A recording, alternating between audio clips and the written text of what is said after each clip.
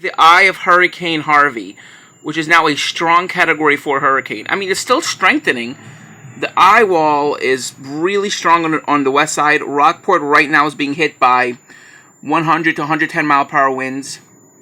That's where Jeff Petrosky is and Reed Timmer. They're in Rockport right now. They're in the barrier island right there. That island is not going to exist tomorrow. I'm telling you right now. A large part of that barrier island is going to be washed out. Especially over here.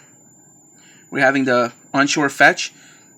That area is going to be wiped out. I mean, a large part of it's not going to be there tomorrow morning. This is a Category 4 with less than 940 millibars.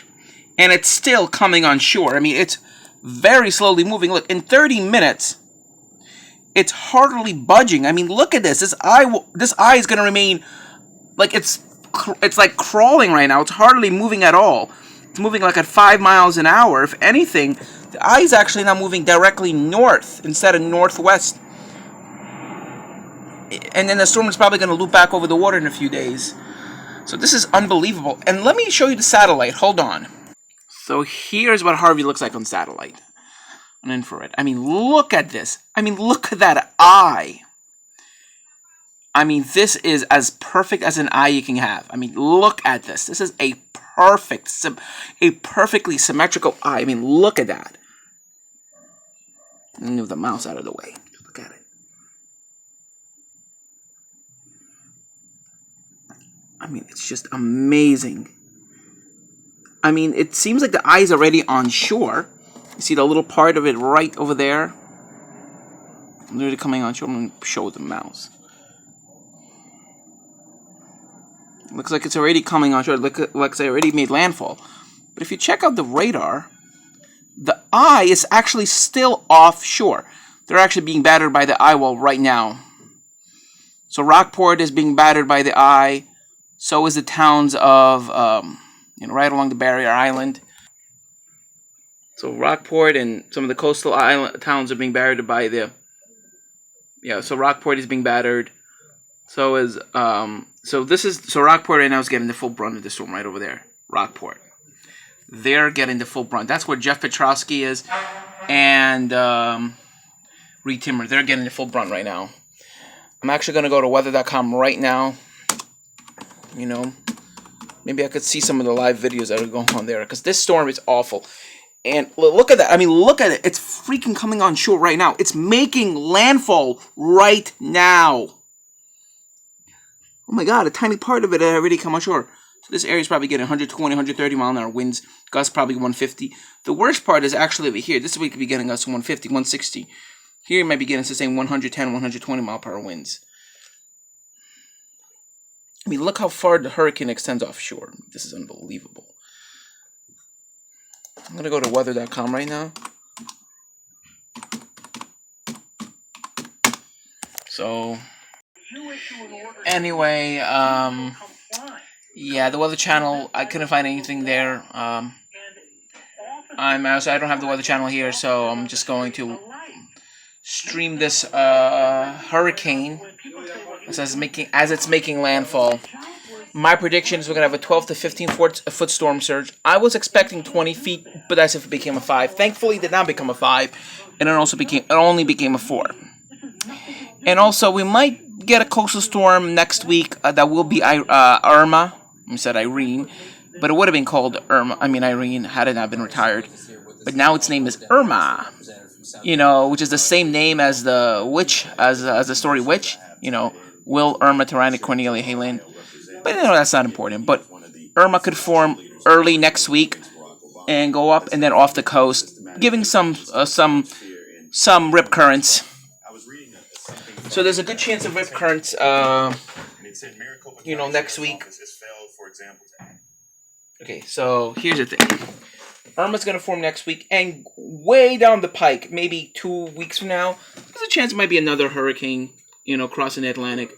But right now, the MJO is not very supportive of that, so I don't think that's going to happen. Anyway, I think all the focus should be on what's going on in Texas right now. I mean, look what's going on. These areas are going to get annihilated. They're going to get annihilated here.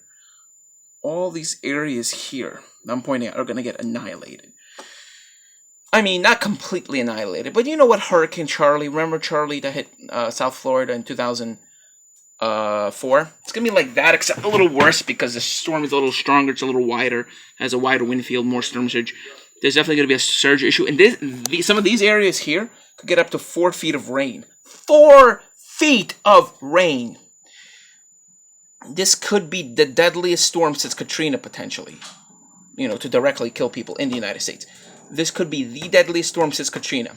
Hundreds could die from this storm if precautions are not taken. Please, it's too late to evacuate. If you have to go to your attic, go as high as you can to escape the flood waters. If you live along the coast, if you live these areas, northward. If you live east of here, please go to higher ground. And if you live on the sound side, you might get sound side flooding all along. If you live on the Barrier Islands, sound side flooding is a big concern, big threat. All the way from the eye wall, you're going to have strong westerly winds all the way down to just south of Corpus Christi. There's going to be a lot of sound side flooding. Substantial sound side storm surge all the way up to about here. A lot of sound side storm surge. Whenever you're going to have winds above 30 miles an hour, you're going to have sound side storm surge. Sorry, I got interrupted there for a second. So where was I? Okay. So, here's a storm making landfall. Oh, we were talking about Irma. That's right. So Irma next week is going to go up the coast.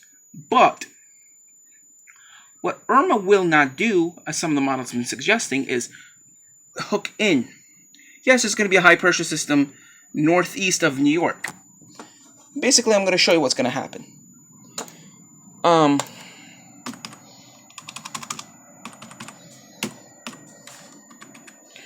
going to go to the Meteor Center. So we're going to look at the Canadian. We're going to take a look at the midnight run of the Canadian. It showed a pretty big storm going up the coast. There you go. Midnight run.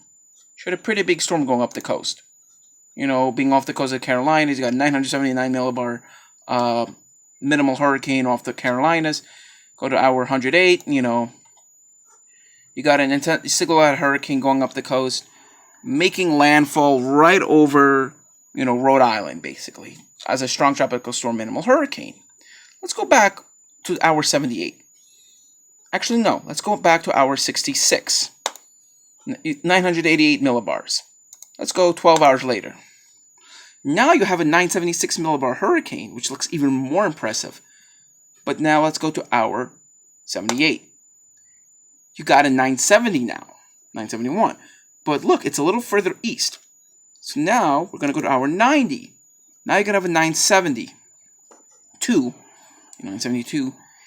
But right off the Cape. You're going to have it at the benchmark. So you're going to have a lot of rain. Basically a nor'easter, basically. You're going to have an old-fashioned nor'easter. If this is winter, you'll be like, yay, we're going to get about a foot or 2 feet of snow. Big snow, an old-fashioned nor'easter. But this is a hurricane, not a nor'easter. You're going to have very strong winds around this sucker. You're going to have winds 60 to 80 to even 100 miles an hour. It's a pretty powerful system, too. But let's look at the other models, the European. The European model has been even more, weak, off the coast. Look, you have a high-pressure system right here, which basically screams that this system is supposed to back in, or get stalled out. But here's what's going to happen. Midnight Run showed a pretty impressive run.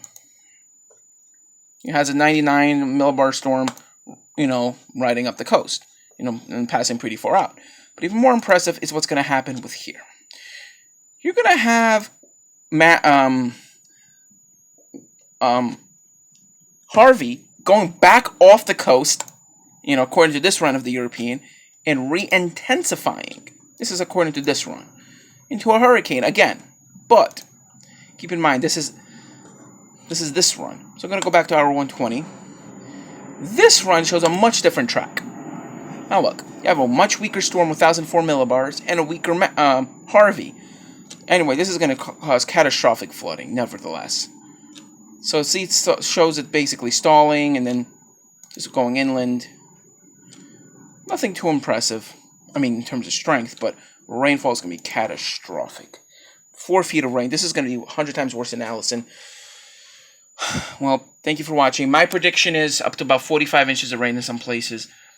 Just the wind damage alone. I'm not even talking about the catastrophic flooding rain, but just the wind damage from the wind alone will injure and kill probably several dozen people.